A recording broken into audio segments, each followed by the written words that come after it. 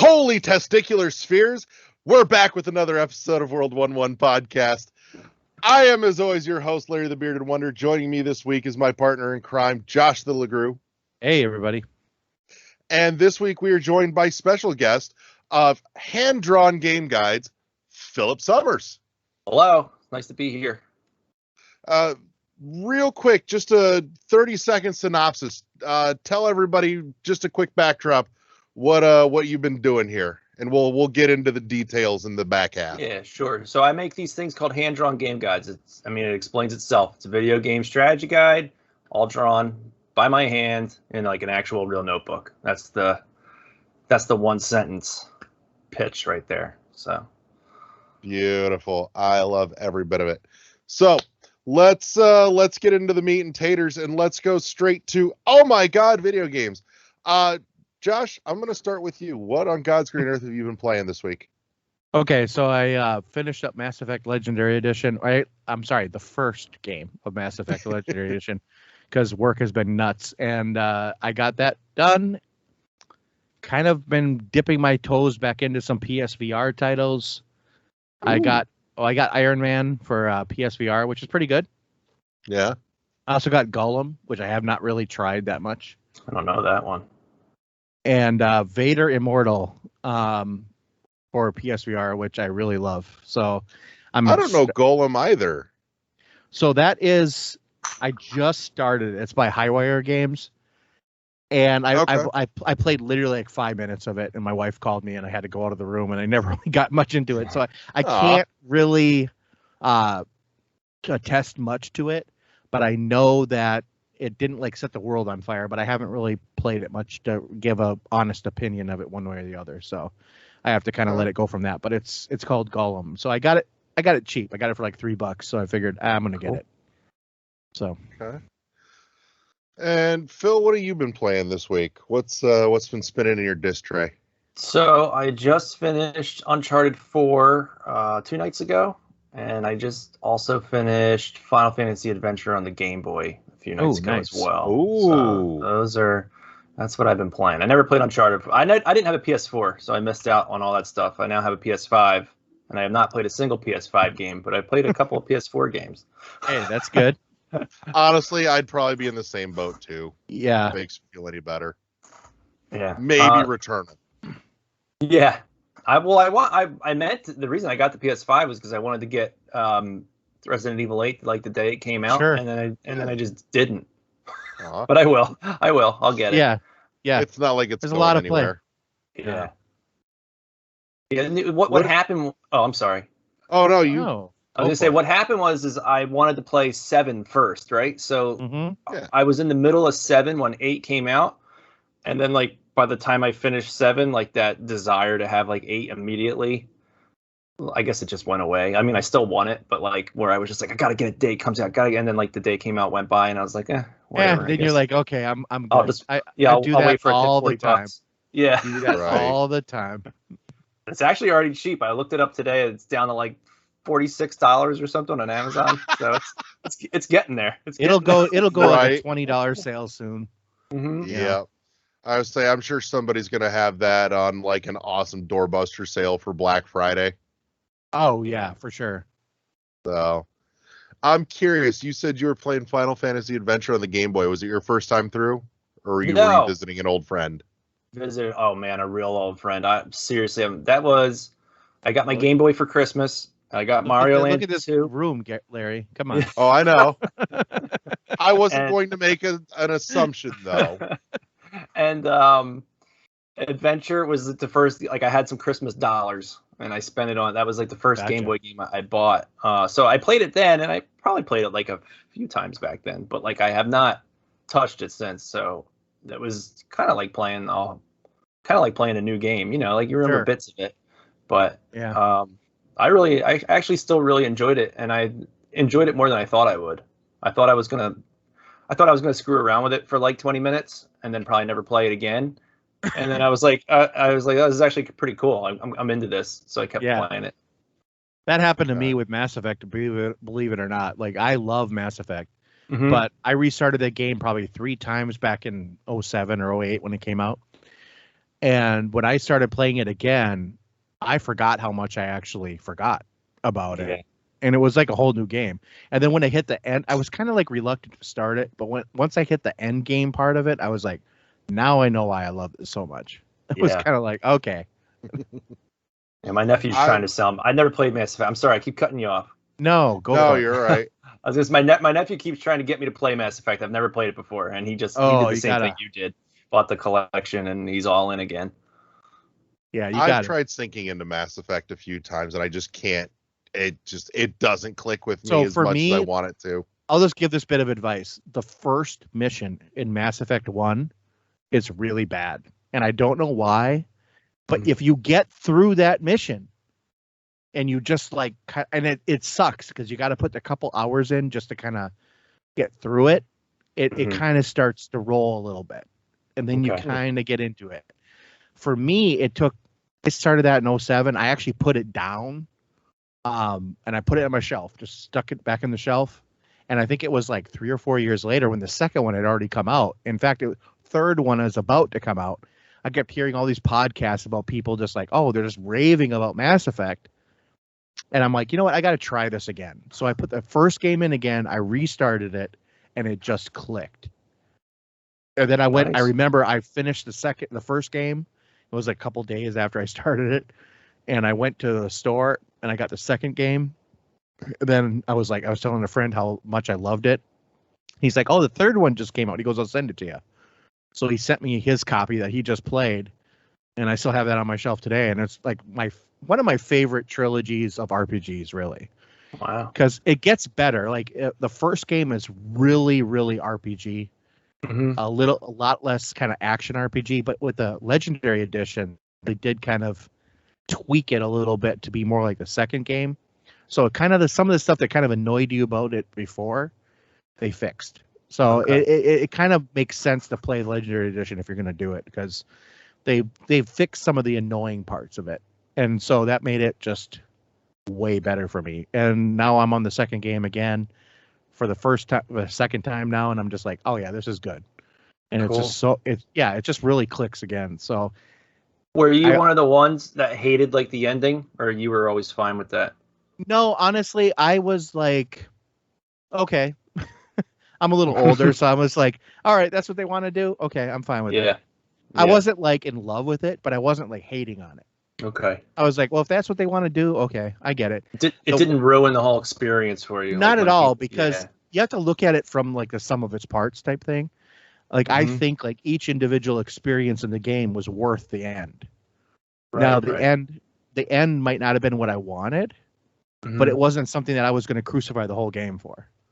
Okay. You know, so that's just kind of how I felt about it. But I know a lot of people that I think they were more invested in the overarching story. I was much more invested in the individual stories along the way, kind of thing that you kind of got to do, and I really liked that part of it. So you're a journeyman. You like the journey. I do. Not the destination. Yeah, and I am kind of like a monogamous gamer too, so I play like one game. Yeah. You know, I don't like split my time. Well, because then you don't play anymore, right? Right. You pick 3 games, you don't finish a single one.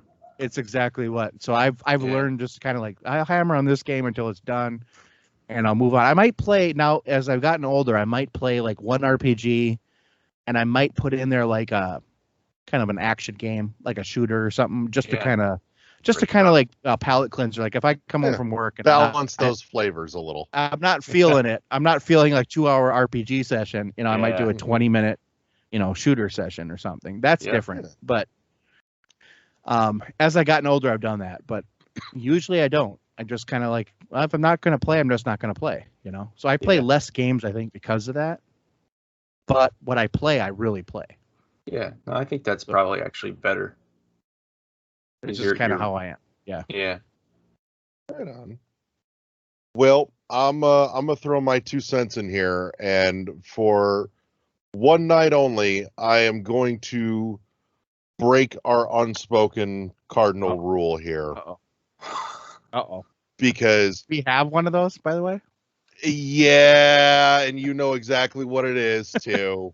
Probably. But it's because it's honestly the only game that I've been playing in the last week. Okay. Yeah. So It has never been spoken on air as a rule, but for the last 4 years or so, there is one game that we do not talk about on this show because things happened, and I have some opinions about the person responsible for said game. But the sequel that I have been, as much as I like the game, I'm just not a fan of the person anymore. But the sequel dropped about 6 days ago. I was very excited. I was looking forward to, seeing what he did with the story, with the game, and everything else. So I picked up my copy of Axiom 2. Oh. Yeah. Right. Axiom Verge? Is that Yep. it? Yeah. Okay. Yep. Okay. So we're not even going to get into what happened, but we're just going to talk the game. Yeah, that's okay. Yeah, tell everybody what you told me, because I liked what you were telling me. Oh yeah, no, that's the funny story I was going to tell you today too. Okay. You're going to love this. Okay. So, been playing for the last several days. I'm enjoying it thoroughly, mostly. Here's the thing. The first game kind of instantly hooks you and gets you feeling like want to go further, want to play, got to keep going. Sure. Axiom 2 doesn't do that.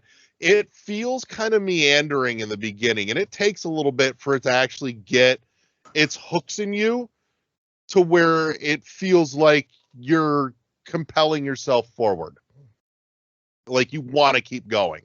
It'll get there. It doesn't have that insta hook like the first one did. And there's a lot that's really good here. There's a lot to love. The world building is really good. It's phenomenal. He's done a great job expanding on what was started with the first game. It almost recontextualizes or reframes everything you knew about the first game, which I think is really neat. So it's not that it undoes the lore and the story of the first game, but it almost reframes it so much that you realize that so much of your assumptions of what you understood about the world from the first game were probably way off the mark. Which is fine because it's not like it explicitly said, this is the thing, and then said, no, we changed our mind. So it is like story-wise, it is a direct sequel. It's not it's not. So it's not, numerically, right. It's a sequel. Story-wise, it takes place before the first game. Oh, okay. So it's like Borderlands. It's the pre-sequel. Okay. In the very literal sense of the word, which I don't think I ever thought I was gonna, utter again. Right. Yeah. I don't think I ever thought I would say literal sense of the word pre-sequel, but there it is, and he's made it. Now that said, gameplay wise, where this shines is the platforming, the traversal, all of that is a ton of fun. It's very well done. There's a big change in focus too, because the focus and the highlight of this is not the combat, but it is the traversal and the mobility in terms of how you're getting around the world. That's what really shines here. Unfortunately, what happened in the process is where Axiom 1 had a lot of really good combat. Like he had it nailed down pat. It was spot on. Yeah. This one does not. Combat is a slog. It's not like it's all melee combat, right? It's all melee. It's all very close range, and everything hits like a fucking truck. So you have no way of keeping your distance at all for anything when, you're getting your ass kicked. And it frustrated the shit out of me.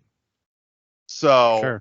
I'm like, I am this close to having a really good time, like a really good time, but this combat is just so unbalanced and frustrating. And then something magical happened last night. So I'm laying in bed and I'm piddling around with Axiom 2. And I'm like, I'm not done with this, but I need to put it down for like 3 minutes. So I hit the pause button. I'm staring at the menu. I'm like, I wonder what's in the menu options, just out of curiosity, because I like poking at them once in a while.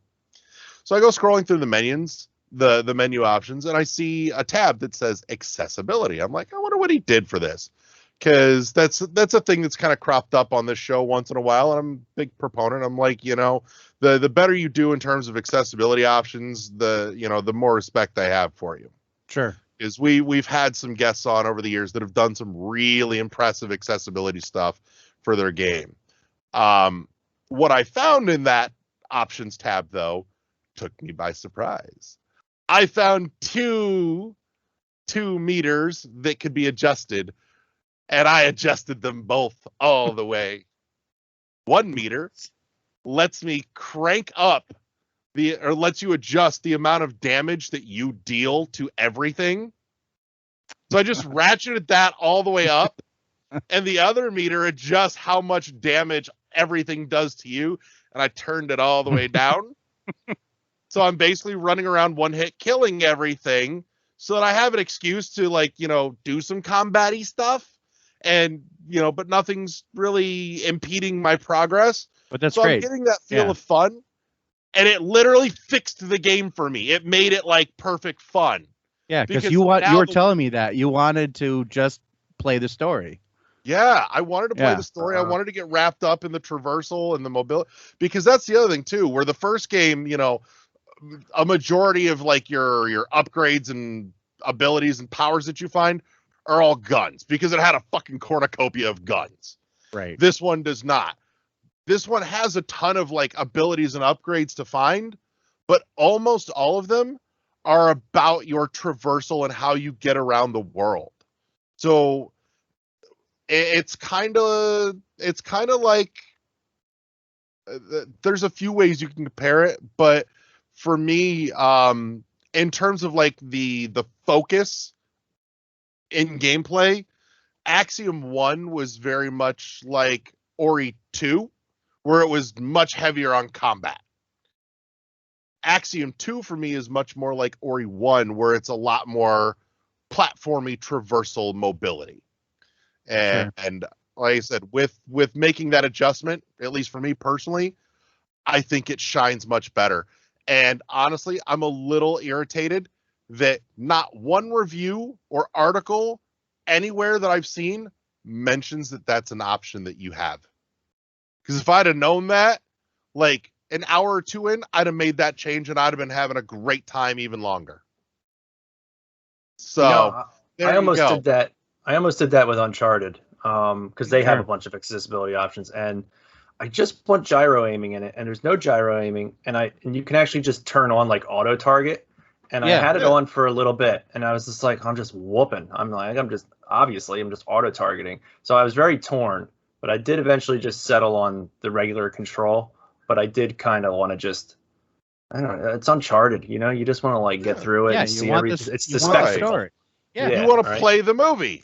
Yeah, exactly, right. And I'm sitting here just like getting mad at this analog stick because I suck. But Uncharted, to be fair, Uncharted is a hard game to aim, and it doesn't do gunplay very well. Yeah. Yeah. Which is a bummer, because like the situations in that game, I don't want to change the subject, but the situations in that game, the little like sandbox, it's like they're like little playgrounds, right? You know when it's coming.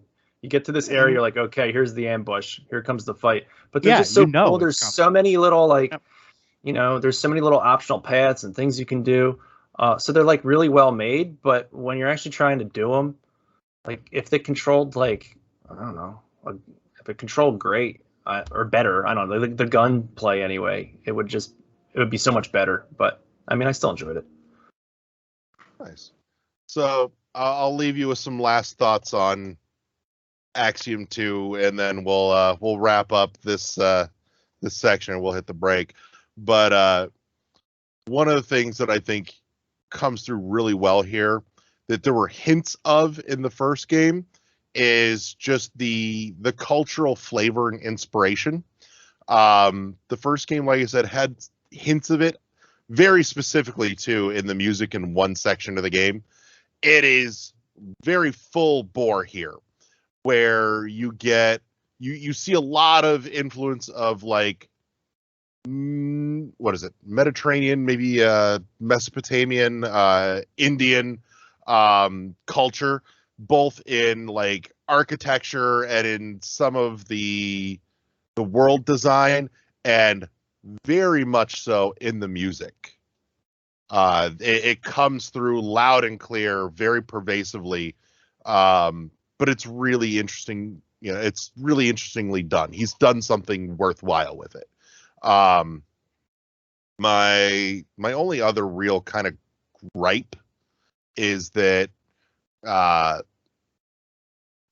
in the sections where you go into the breach,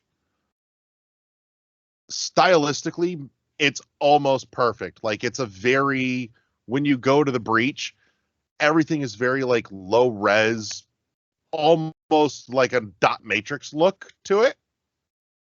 And in the backgrounds and in the environments, it looks really cool. The problem is the sprites all do the same thing too. So they look very muddy, and it's kind of disappointing. Like, the contrast would be great if he had kept the sprites the nice, clean, crisp way they are throughout every other portion of the game, and contrasted that with that low res, lo-fi background in visual aesthetic. But everything else beyond that is cool. And then I'm also hitting a point where I'm seeing the beginnings of the world of Sudra, which is where the first game took place. And it's kind of neat to see it, because you're just getting like a tiny taste of it, but you're also seeing it before the pathogen was unleashed, which is, a big thing that set off the events of the first game. So it's kind of cool to see it in like its unscrewed with form. So, before people came along and ruined everything. But no, it's neat. Cool. Actually, the breach is one of those things that I was telling you, where you think you understood something and then you find out you were totally off the mark, but the game didn't really tell you the wrong thing either. Right. So, because that first game gives you the impression that the breach is just kind of like this substance that keeps these worlds separated so they don't touch. Right. And instead, now you find out that it's not just that it's its own universe that you can slip into as well. So, and it has a very different feel and flavor from the rest, from the other worlds in the game, which is neat. So, but that said, it's a solid recommendation if you like the genre, and again, depending on what you like about the genre may affect your level of enjoyment, but at least if you're listening to this, you now have a piece of information that most everybody else has left out in terms of, reviews and commentary. So if you're not having fun with it for, the same reasons I was, go to the accessibility options. You'll have a whole lot better time, and you'll still get your money's worth out of it. So that's my one caveat, is that fact should be known. But other than that, I think we're at a good place to hit a pause so that we can check in with Hard Copy Hounds, and we can all go freshen our drinks, and we'll be back with the third half of the show right after the break. Welcome to Hard Copy Hounds, powered by World 1-1 and sponsored by Premium Edition Games and their upcoming Series 3 release, Cathedral. Let's get into the Hard Copy Hounds report. We're starting off this week by taking a look at limitedrungames.com, where you can currently pre-order or pick up your copies of the following: the Double Dragon and Kunio-kun Retro Brawler Bundle for the Switch is available in open pre-order till September 12th. Dusk on the Switch is available in open pre-order that goes live on August 27th and runs till September 26th. Haven on the Switch, PlayStation 4, and PlayStation 5 are available in open pre-order till September 19th. Quake for the Switch and PlayStation 4 are available in open pre-order that goes live on August 27th and runs through September 26th. River City Girls on the PlayStation 5 is currently in open pre-order and available through September 12th. Shantae Half Genie Hero is on PS5 and available in open pre-order till September 26th, as well as Shantae and the Pirate's Curse on the PlayStation 5, available in open pre-order till September 26th. Super Meat Boy Forever on the Switch and PlayStation 4 are available in open pre-order until August 29th, as is Super Meat Boy, which is a reissue from Limited Run Games, available on Switch and PlayStation 4 in open pre-order till August 29th. Coming from Limited Run Games distribution line, we've got available Shadows of Adam on Switch and PlayStation 4, the Falconeer Warrior Edition for Switch, PS4, and PS5, Victor Vran Overkill Edition for the Switch and PlayStation 4, Going Under on Switch and PS4 is available for pre-order through August 22nd. Death End Request on Switch is available in hand and ready to ship, as is Hyperlight Drifter on the Switch. Harvest Moon One World for the Switch is available in an open pre-order. Billion Road on the Switch is in hand and ready to ship, as is Holy Potatoes Compendium for the Switch. Regions of Ruin on the Switch is in hand and ready to ship, and so is Super Epic The Entertainment War for Switch and PlayStation 4. Arc of Alchemist on the Switch and Thea Awakening on the Switch are both in hand and ready to ship. Mercenary Kings on PlayStation 4 is in hand and ready to ship as well, as is Where the Water Tastes Like Wine for the Switch and the PlayStation 4. Dark Complete Edition on the Switch and PlayStation 4 is currently available for pre-order through September 5th, and Dragon Star Varnier on the Switch is available. And rounding out the list from the distribution line on limitedrungames.com is Monsterboy for the Switch and PlayStation 4, where sales go live on August 24th with a limited run of 4,900 copies made available. Moving down the list, we're going to take a look at superraregames.com, where currently you can pick up and order your copy of The Last Day of June on the Switch, the Mipumi Collection on Switch, Unrailed, Ida, and Yes Your Grace all on Switch, Monster Prom XXL, Old School Musical, both for the Switch, Little Inferno on the Switch, Smoke and Sacrifice for the Switch, the last three of which all currently running low stock alerts, and going live on August 26th with 4,000 copies being made available is Roki. Sliding down the line, we're going to take a peek at SpecialReserveGames.com, where you can currently pre-order your copy of Demon Throttle for the Switch in open pre-order through October 13th. Broforce for Switch and PlayStation 4 are in open pre-order till August 31st. You can also pick up your copies of Piku Niku for the Switch and Heave Ho on the Switch. Also coming soon to Special Reserve Games. While we are waiting for details, it has been made known that they will be releasing Loop Hero and Weird West. Next, we're taking a look at our sponsor, PremiumEditionGames.com, where you can currently order your copy of Super Blood Hockey for the Switch and Pigeon Dev's Game Collection for the Switch, both with low stock alerts, and coming soon, their first Series 3 release for the Switch, Cathedral.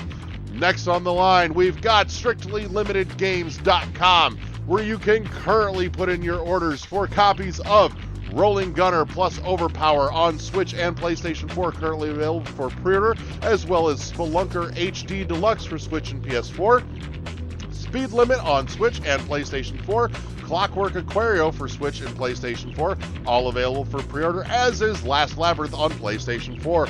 Bubble Bobble for Friends, The Baron is Back for Switch and PlayStation 4, is available for pre-order. You can also order your copy of Darius Extra version for the Genesis or the Mega Drive, depending on your side of the pond. Don't forget to also order your copy of A Magical High School Girl for the Switch, currently in pre-order with a low stock alert. Darius Cosmic Revelation for the Switch and PlayStation 4, available for pre-order, as well as Turrican Anthology Volume 1 and Turrican Anthology Volume 2, both for Switch and PlayStation 4, available for pre-order. Mega Turrican Director's Cut for the Genesis or Mega Drive is available for pre-order, depending on your side of the pond. Super Turrican 1 and Super Turrican 2, both for the SNES and Super Famicom, are available for pre-order. Don't forget to get your copy of Space Invaders Invincible Collection for the Switch, Pressure Overdrive on Switch and PlayStation 4, No Heroes Here for the PlayStation 4, Coffee Talk for Switch and PS4, all available for pre-order, as is Darius Cosmic Collection for the PlayStation 4, Lode Runner Legacy on Switch and PS4, Necrosphere Deluxe on the PlayStation 4 with a low stock pre-order alert, and new The King's Bird for PlayStation 4. Next, we're taking a look at StrictlyLimitedGames.com's partner store, where you can order copies of Connect Tank for Switch and PS4, Star Renegades for Switch and PS4, Witch Spring 3 Refine for the Switch, Wonder Boy Asha in Monster World for Switch and PlayStation 4, Cotton Reboot for Switch and PS4, Root Double for the Switch, as well as Yeast Origin for Switch and PlayStation 4, Crosscode on PS4 only, and Umihara Kawase Bazooka for Switch and PlayStation 4. Coming down the line, we've got Iam8bit.com in the spotlight, where you can currently order copies of Mutazone for Switch and PlayStation 4, Disco Elysium Final Cut Collector's Edition on the PlayStation 5. The Ori Collector's Edition on Switch is back available in open pre-order. Manifold Garden for Switch and PlayStation 5, Etherborn for the Switch and PS4, Spinch for the Switch, Grindstone on Switch, Res Infinite Eco Forward Edition for the PlayStation 4, The Pathless on PS5, the Annapurna Deluxe Edition for PlayStation 4, Untitled Goose Game is also available for Switch and PlayStation 4. And closing out the list, we've got Wadham, as well as Inside for PlayStation 4, Gone Home on the Switch, and a special title, Mega Man X for the Super Nintendo. Coming up next, we're taking a look at SignatureEditionGames.com, where you can currently put in orders for the following: Alex Kidd in Miracle World DX on the Switch, PS4, PS5, and Xbox One. Yonder for the Switch, PS4, and PS5 is currently in pre-order. Hellpoint for the Switch and PS4. Spirit of the North on Switch, PS4, and PS5. Cloudpunk for Switch, Xbox, and PC. Dead Cells is available on Switch and PlayStation 4, as well as Streets of Rage 4 available for Switch, PS4, Xbox, and PC. Children of Morta for the Switch, PS4, Xbox, and PC. Northgard on Switch, PlayStation 4, and Xbox One. Bomber Crew is available for Switch and PS4, as is For the King. Bounty Battle is available on Switch, PlayStation 4, and Xbox. Valfaris and Vaporum both available on Switch. You can also grab your copy of House Flipper for Switch, PS4, and Xbox, along with a copy of Sparklight for the same systems. Dungeon of the Endless is available on Switch and PlayStation 4. 30-in-1 Game Collection is available for the Switch, as is Instant Sports Summer Games. You can also grab your copy of Moonlighter on the PlayStation 4, Unbox Newbie's Adventure for the PS4, Stranded Sales for Switch, PS4, and Xbox One. Next couple of titles we're looking at are available only for the PlayStation 4, which include The Long Reach and Darkest Dungeon. Frostpunk is available for PS4 and Xbox One. Riot, Civil Unrest, Candle, Brawlout, Hero Defense are all available for the PlayStation 4. Runbow is available on Switch and PS4, and rounding out the list is Terraria, available for the PC.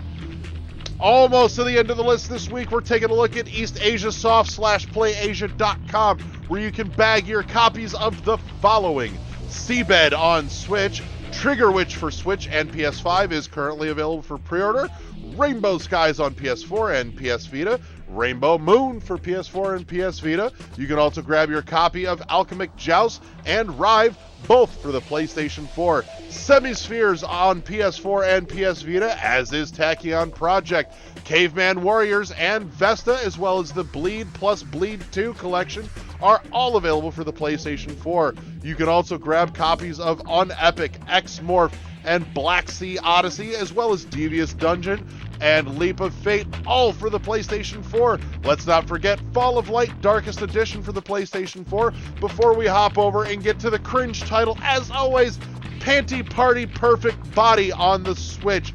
Don't forget to get your copy of Murder by Numbers, as well as Morio Crystal H, If My Heart Had Wings, and Distraint Collection, all available for the Switch. And rounding out the hard copy Hounds report this week is Fangamer.com, where you can grab copies of the following titles.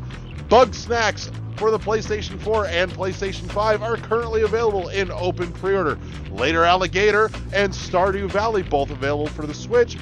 Physical copies of Hollow Knight are available for Switch and PlayStation 4. Undertale is also available with physical editions for Switch, PS4, and PC. Slime Rancher is available on PlayStation 4 and Xbox One, and Spelunky is available for pickup on the PS4 and PC. And last on the list this week is Hyperspace Outlaw, available on the Switch, currently in an open pre-order from Fangamer.com. And that's the Hard Copy Hounds report for this week. And as always, remember, fuck the scalpers. Peace! And we're back with the third half of the show this week. We're going to deep dive with our special guest, Philip Summers from Hand Drawn Game Guides. And so, Phil, let's jump in. And I know we got like the one sentence synopsis, but let's go a little deeper. Sure. Tell everybody a little bit more about Hand Drawn Game Guides. So the one thing is they're very NES specific. So I'm covering old Nintendo Entertainment System games because they're a little more manageable. And Sure. you know, when I started this thing, I didn't know what I was doing. It's just kind of playing around. Yeah. And it's just kind of growing. So right now I'm running a Kickstarter campaign to purchase hardcover versions of the books that I've done so far. So there is a Zelda book. There is a book that has both Ninja Gaiden and Contra in it. And then there is an unreleased book, which is based on Metroid. And right now they're all available to grab off Kickstarter, and it's doing pretty well. So we're pretty excited about that. And we're like super all unlicensed, right? And unofficial. Yeah. I love that. all- I love that about you, by the way, that you say that like multiple times. I mean, it has to. Well, I'm covering my ass, right? I hear It's you. like- No, Yeah. I hear you. But I love it though, because it's great. Yeah. So yeah, they're all unlicensed, unofficial, because they have to be. And yeah, I'm kind of hoping that we can get through the campaign without that being an issue. Right. I think if it was an issue, I'm would've pretty heard about certain it. they would have Yeah. gotten this by now. I think so. We're looking pretty good, which is nice. I tried to follow all the rules, and yeah, so that's the gist of it. So, there it is. So I wanna ask, because I've seen Hand Drawn Game Guides mentioned a couple of times before the Kickstarter, but I honestly didn't dig deep into it. But Right. I saw the Kickstarter come up, and then I saw the Metroid guide, and you had me hooked. And I was there, you know, the moment that shit went live on Kickstarter to Larry's throw a sucker for my dollars anything at it. Metroid. Anything Sweet. Metroid. Larry will Oh, buy God, anything yes. Metroid. Awesome. I am a great big whore. So and that is just my drug. But I want to know what your reaction was, or even if you were watching it as your Kickstarter went live, because I was watching it just going, God damn. Yeah, well, of course I was watching. I had to hit the button, and then it's just all immediate, right? So as soon as you hit the launch button, you got to make sure it's working. And then as that stuff was, as the pledges were coming in, yeah, I mean, it blew my mind. It was insane, and it made me feel good about just. I've been working toward this Kickstarter for years now. Right. So it was awesome to just kind of see that it was like, okay, I had this idea, I'm seeing it through. It's working. It's resonating with people. So no, it was awesome, and it still is awesome. So for a little bit of context for our viewers and our listeners, that Kickstarter went live with a funding goal of 20 grand, was it? Yep. Yeah, 20 grand. And it blew through that in what, 25 minutes? No, it blew through the funding goal in 2 minutes, and then it blew through that's the right. stretch goals Flew through the Yeah. stretch goals in about 40 minutes, I think. That's awesome. Yeah. Maybe. Yeah. Like it was just stunning and heartwarming to watch. I'm like, fuck, that's cool. Thank you. Yeah, with and that 20 grand was literally, I mean, I say it in the video. That was like the bare minimum that was needed to be raised to just do a run of these books. And if that's what we hit, if 20 grand was all we hit for the whole campaign, then that would have, all that money would have just went to the campaign. I wouldn't have made anything from it, right? It was just all would have been the books. So it was really cool to just kind of see it go up. And I mean, it just gives us so many more options to make these books even better. That's another thing with the Kickstarter and all the stretch goals, was just like, we want to really maximize what you're going to get out of this. So for me, like the stretch goals, I kind of want them to like really benefit like everybody. Right. So yeah, even if you just ordered one book at $25 and you were just expecting a hardcover, maybe you weren't even paying attention to the stretch goals, but maybe you haven't even looked at it again. You're just done looking at the campaign. You want that book. But when it shows up, when it arrives, I think you're going to get like a much better product than what you thought you were going to get, because it's going to have all sorts of cool special features, and we're going to print it on like great paper. Covers are going to look awesome, and there might be some other little doodads and surprises. So sure. I gotta ask you. Oh, I'm going to jump in here, Larry. I gotta ask you, what made you want to do this? Like, what made you want to even start this whole thing? Because I was sick of sitting at my computer doing work. So I'm a full-time graphic designer. So I'm at the computer all day. Sure. And then when I do like illustration work, I have a Cintiq at home. So I'll just be on the computer again. And like at some point I was just like, I'm sick of looking at the screen. And then I had this idea. I was like, well, maybe I'll just like, it'd be kind of cool if I made like an art book like on a video game. Like, I don't know, it'd be kind of like Nintendo Power, and that's something like I wouldn't necessarily need to look at the screen all the time, and I could take a break and just kind of concentrate on. That's another thing. I haven't made anything that's like tangible because everything's on the computer. And I'm just like, I don't have any drawings that are like my drawings. So that was like another reason. And yeah, I just kind of started fooling around with Contra. I picked Contra because it's super short. I love that game. I think I know it pretty well. Yeah. And I just have like a passion for Contra. I just love it. So I just figured that'd be like it'd just be a cool little thing to work on.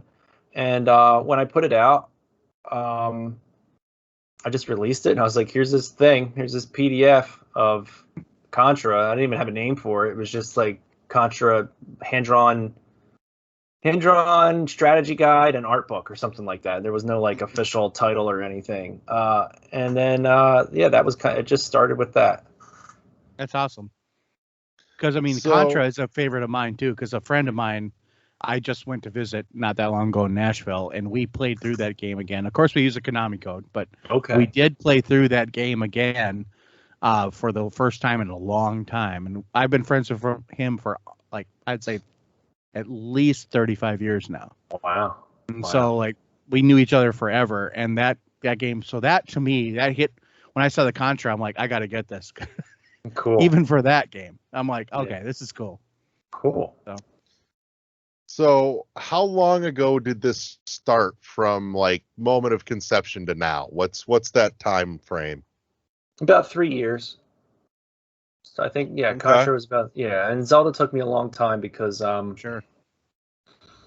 I mean, I struggled with it a bit. I got lost sometimes as far as how I was going to handle it. And there would be stretches where maybe I didn't work on Zelda for like 2 months, right? I would just walk away from it and just come back to it.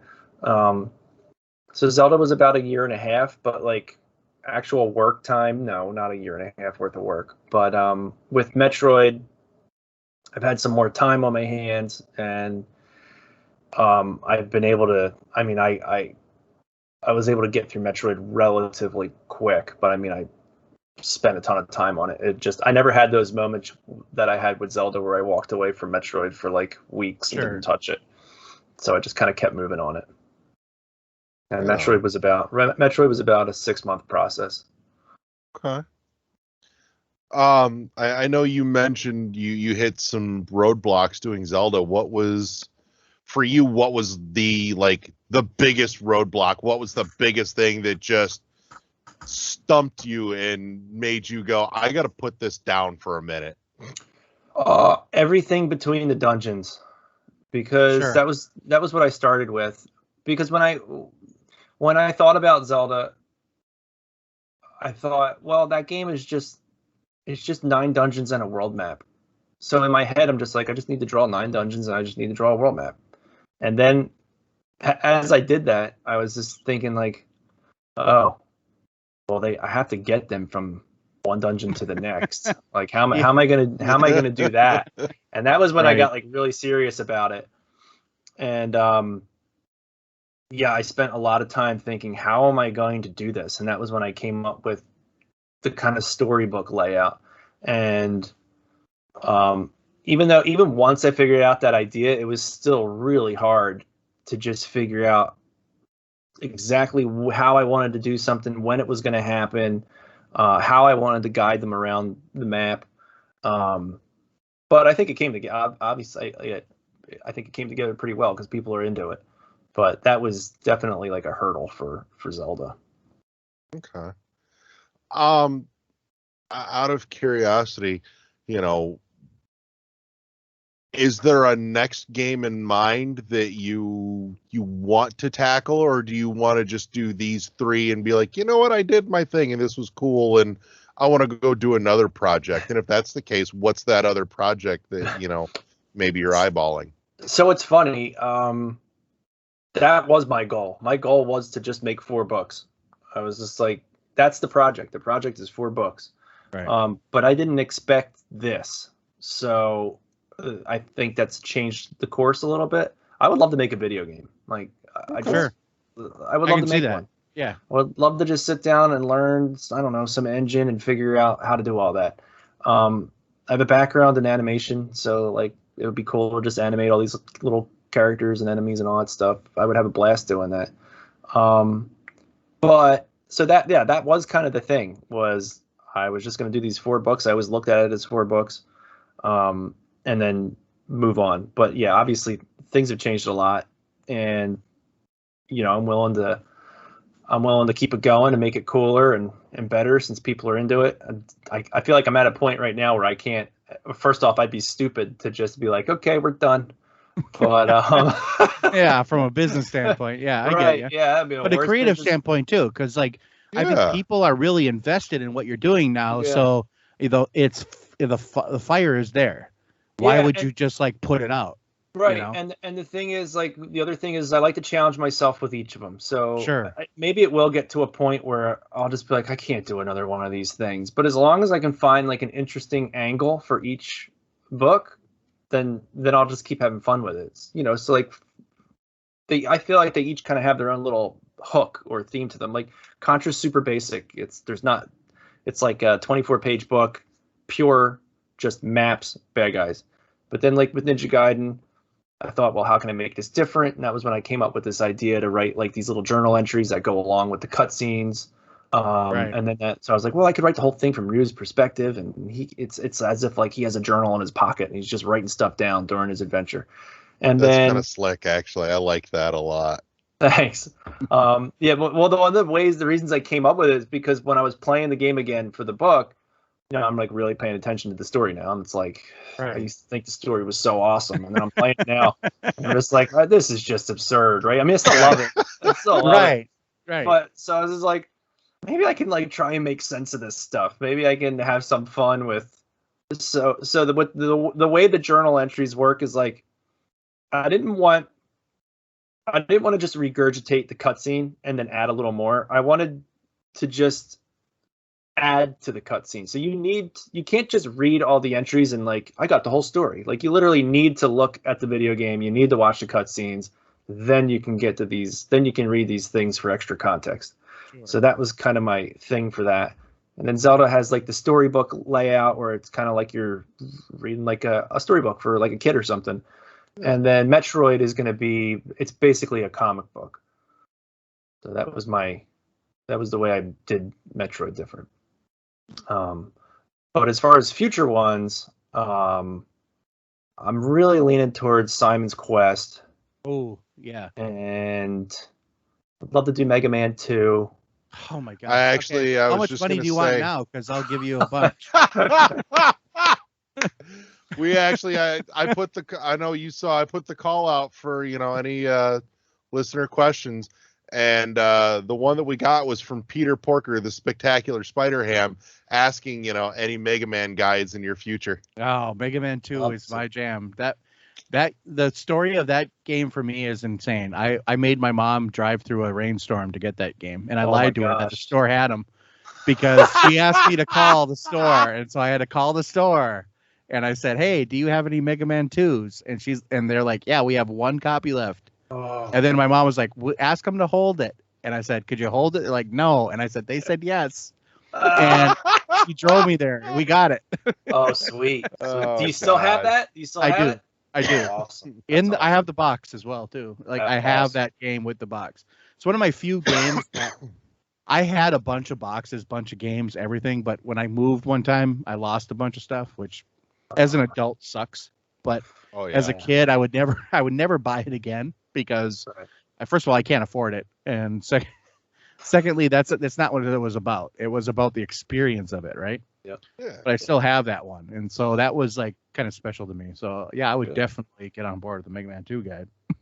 And that's cool. Yeah, and like the idea I have for like Mega Man 2 is I think it would be so cool if it might be a little dry, so I'd have to like I don't know. Well, I would come up with a way to make it a little more interesting. But like, I would love it if it looked like you're just looking through like blueprints of like all the, like a doctor. Maybe it's like Dr. Light and Dr. Wily's just notes and you see schematics of all the bad guys and the robots. Like I think that'd be so fun to do something like that where it kind of has a more like technical look to it. Take your own spin on it and yeah. I love that you like use like the game as like that's the vision of these schematics. Like you would be looking at them and being like, oh, okay, this is what this is, and this is what this is, and that's what that is. That's kind of cool. Yeah, I think that's what keeps them interesting. I think, and that's what keeps me wanting to make more of them. Like, I got this new idea. I got this. I have that. Because deep down, you're creative, so you want to create too. You just don't want to rehash something. Yeah. I like that. Like even though I want to do Simon's Quest, I have an idea for Castlevania 3. It'd be amazing if it was just choose your own adventure book. When you come across one of your partners or whatever, and figure out how would I make like a flow chart of that and map it to a book to where I don't know. It just talk about nostalgia. Choose your own adventures. I have like 200 of those books. Oh, sweet. Yeah. In fact, the business that my friend and I are doing, we actually based it off Choose Your Own Adventure. So. Oh, cool. So it's like a total business model based on that, which is very different. You got to be careful with Choose Your Own Adventure because the Choose Your Own Adventure owns that name. Yes. Yep, they do. So you got to be careful. That's such a weird thing to think about. Yeah, they'll get you. They'll get you. Yeah, they trademark that game. They're like Nintendo.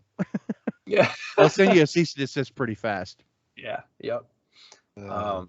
But yeah, no, I think it would just be cool if, after that first stage, it's like, there's a clock tower in the distance or something else. Trevor decides to pick that, and it's like, flip to page 10 if you go to the clock tower. Or flip to I just think it would be cool. It's a good idea, actually, because there is that choice in the game. So why not make that choice in the guide?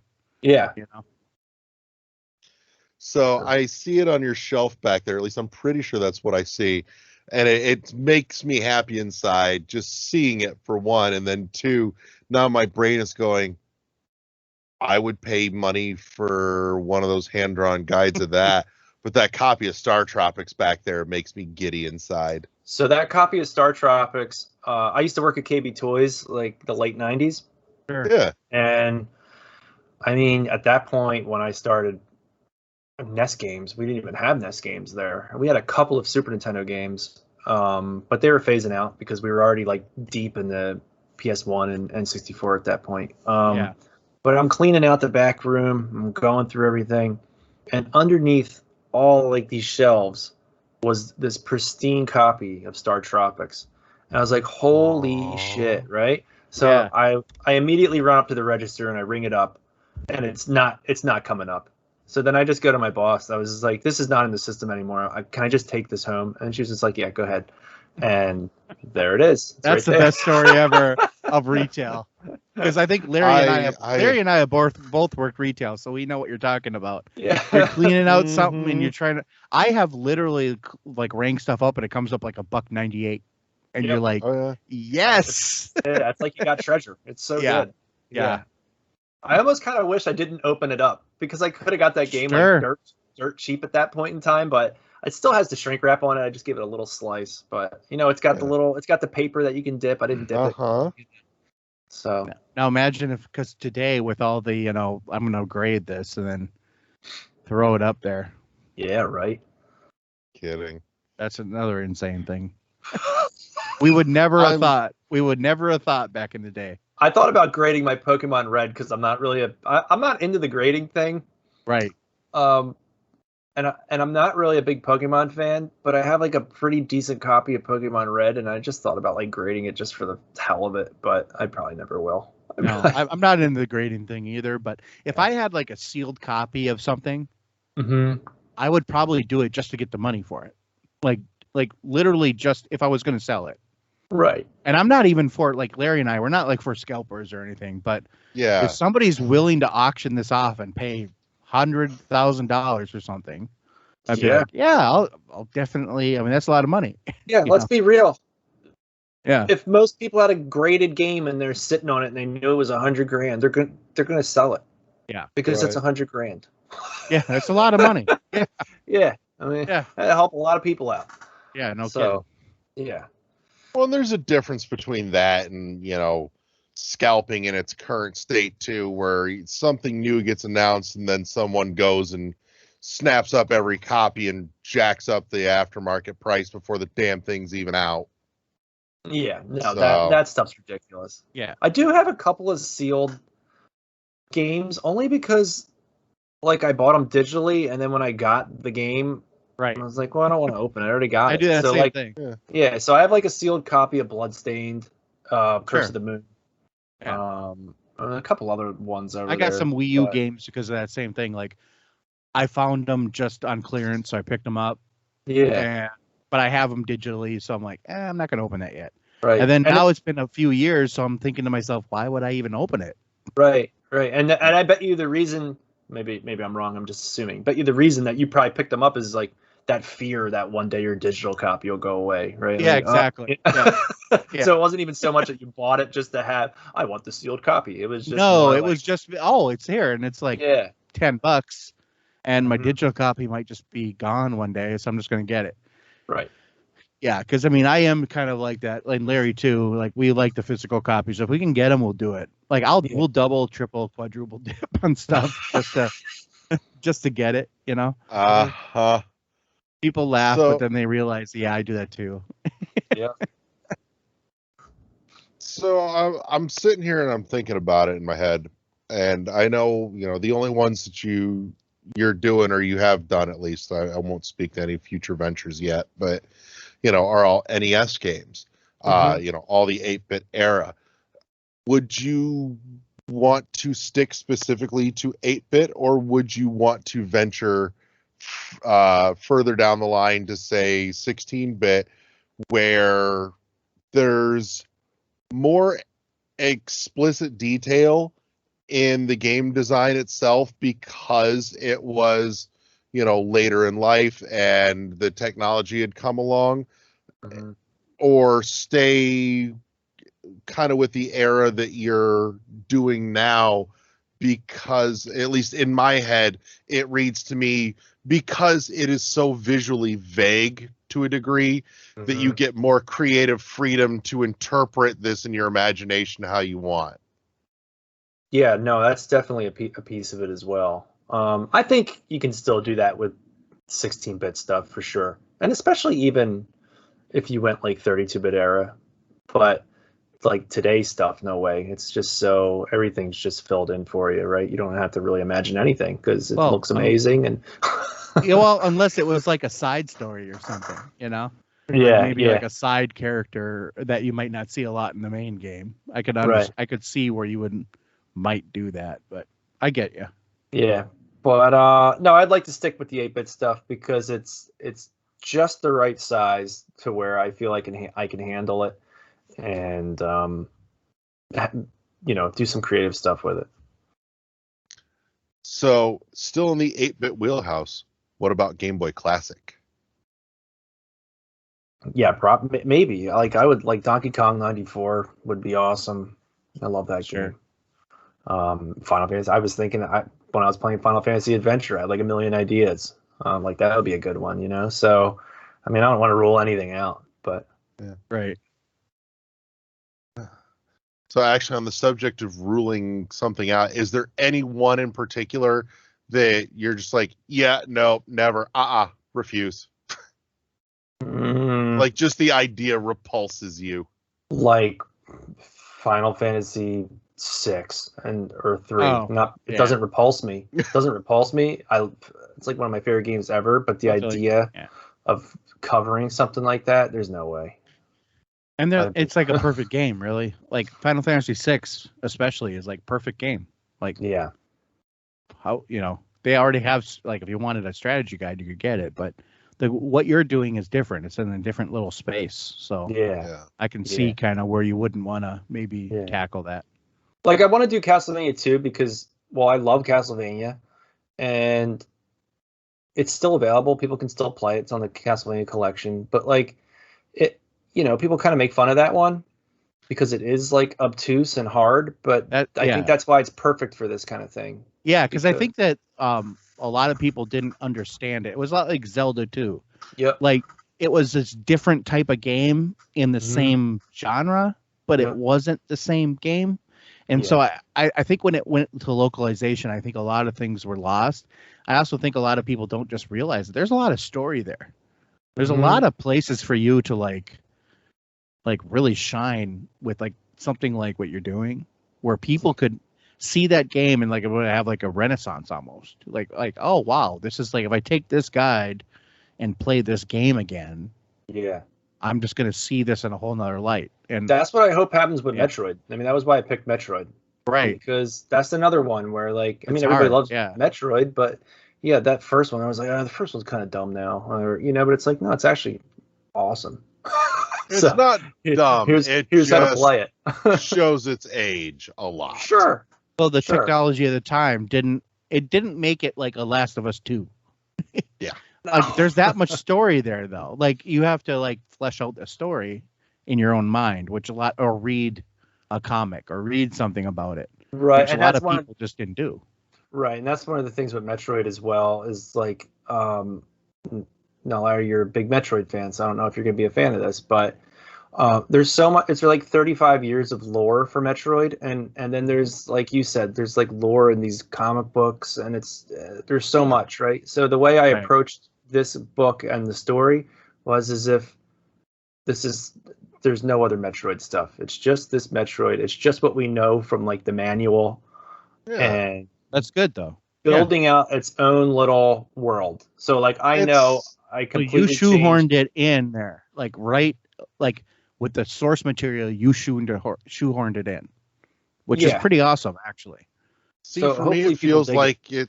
Yeah, no, and for me, it feels like you've essentially treated it as if it's in a time capsule, so that it's untouched by anything that came after. And I like that idea of going back to this is all there was, and there wasn't a ton of lore to restrict your imagination on what that world is and is not. So, and I like that. That plays very much to like the child in me, and I'm just that makes me happy inside in a variety of ways. So, which oh, go ahead. I was just gonna say, which on the back of that, honestly, a thought that popped into my head, and I may regret sharing this because if it ever happens, I will end up double dipping. But I would totally throw money at a version of these that's spiral notebook. You guys, your video completely cut out for me. I don't know if it was me or you guys. It blinked on me too, actually. Yeah, me too. And LaGrooves hasn't come back yet. Oh, Okay. it just came back for me. Okay, so your video's probably coming back to me in a minute here. So I'll have turn to it off and on again. Hold on. do a little clipping. I don't know either. That's weird. That's never happened. There it is. Yeah. There you're back, and we just missed it. You had your thought, so I missed it. He was having this big epic moment. I'll back this up. That's normal for Larry. I will. This will be a rare instance where I actually do a little clipping and editing because I don't do much of it.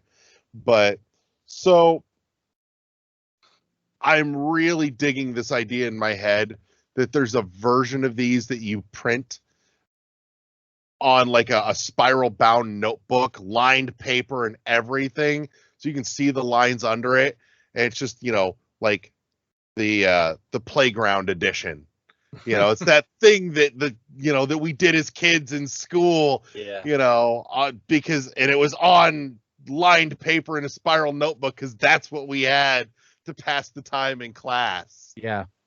So, but no, like a playground edition or, you know, a schoolyard edition in a spiral bound notebook where I can see the lines under the drawing. Yeah. I'm like, I really kind of want one of those now. I did have a thought. Maybe I'll do it one day. I did have it. Well, no, I probably won't because of the way the Kickstarter is working. But I thought it would be awesome if I did, like, because I wanted to do the second quest in Zelda. Mm-hmm. But I just thought it was important just to have the first quest be the book. But I think it would be awesome if I just made like kind of like what you're saying, where it's literally just like a kind of a flimsy paperback. It's cheap. You mean it's like when you used to be able to get those, what were they, like the supplements? You'd like put them into like the game. Remember that? Like if you had something and it was like a comic book, but you had like an addition to it, you would like stick it at the end.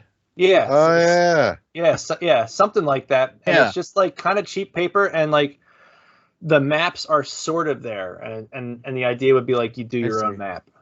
So it's like, oh, that's cool. Maybe it's not as maybe the maps are there. They're not as detailed, right? Maybe you just get like a sort of, maybe I just draw the wireframe of the map for each dungeon, and then it's kind of up to the player to just kind of like how the manual. Didn't the manual have like, didn't they have like little like grid paper or something like that in there?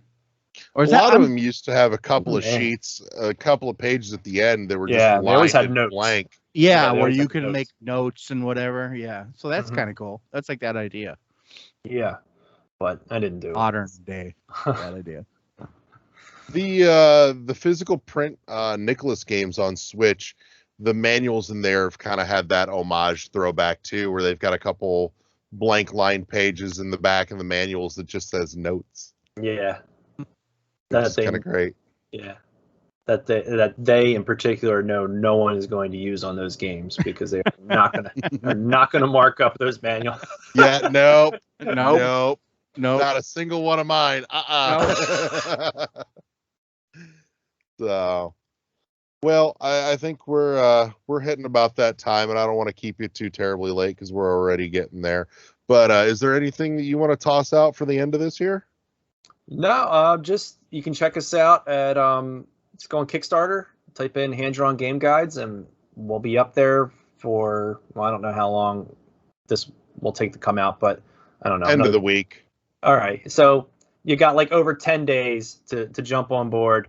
And link will be in the show notes. Sweet. And yeah, I mean, that's it. That's really all it is. And if you want to follow me, I'm on Twitter at HeyPhilSummers, and that's all I got. Okay. Right on.